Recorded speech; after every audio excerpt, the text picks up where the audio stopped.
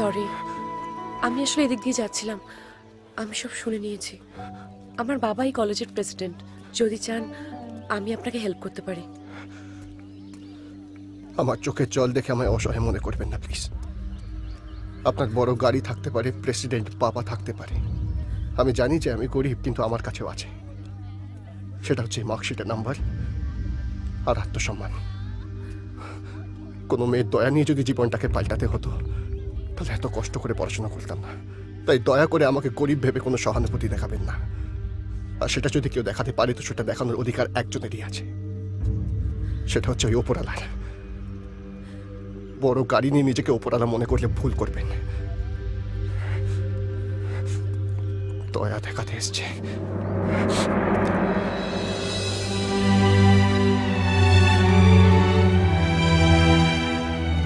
এই নয়ন, এখানে দাঁড়িয়ে কি করছিস? আরে আমি তো বলেইছি তো, অ্যাডমিশন এমনিতেই হয়ে যাবে। চল চল বাবা, কি আমি একটু আসছি।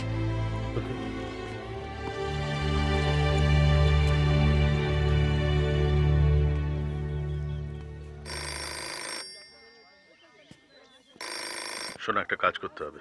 একটা ছেলে আমাদের কলেজের এন্ট্রান্সে টপার হয়েছে, কিন্তু পয়সার অভাবে ভর্তি হতে পারছে না। কিন্তু স্যার আমাদের এখানে তো স্কলারশিপের কোনো ব্যবস্থা নেই। তাহলে আজ থেকে শুরু হলো।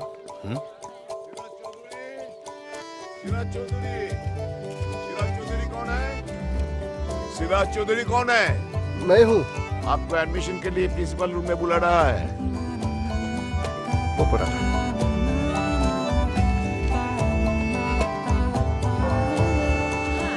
এরপরে যে ক্লাসটা আছে ওটা কি ইকোনমিক্স নাকি রে? কি করছিস? আপনি আপনি? ওহো, আপনি তো থাকবেনই, কারণ এটা তো আবার আপনার বাবার কলেজ। আমি নাম্বার নিয়ে ঢুকেছি, কারোর দয়া আমি নিই না। আর আপনি?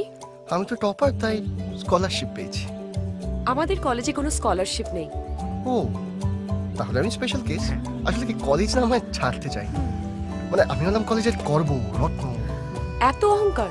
কয়েকটা নাম্বার পেয়ে যার এত অহংকার হয়, আর যাই হোক, তাকে আমি কলেজের গর্ব মনে করি না। যে নিজের বড় গাড়ি এবং কলেজের প্রেসিডেন্ট বাবাকে নিয়ে নিজেকে ওপরালা ভেবে নেয়, আমিও তাকে মানুষের পর্যায়ে ভাবি না। চল।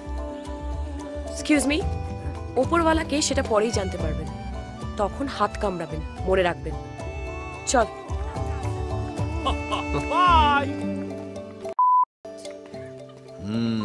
কি খবর? মুড অফ মনে হচ্ছে। আচ্ছা বাবা, আমাদের কলেজে স্কলারশিপ চালু হয়েছে? আমি বুঝতে পারছি এই প্রশ্নটা কেন করছিস তুই। আমি তাহলে আসল গল্পটা বলি। আমি তখন বোর্ডের টপার হয়েছি, বুঝেছিস। কলেজে গেছি অ্যাডমিশন নিতে, টাকা করি নেই, ভর্তি হতে পারছি না। তখন তোর মতো মিষ্টি দেখতে একটা মেয়ে আমাকে এসে বলল যে সে টাকা কড়ি দিয়ে সাহায্য করে সব বন্দোবস্ত করে দেবে।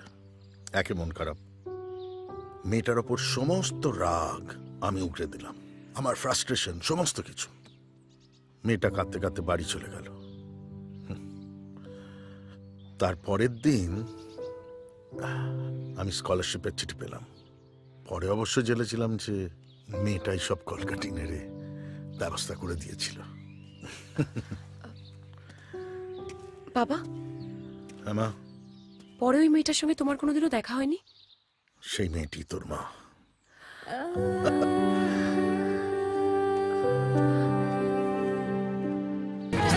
তোমারই কাছে জমে অভিমান আছে, যেন তোমার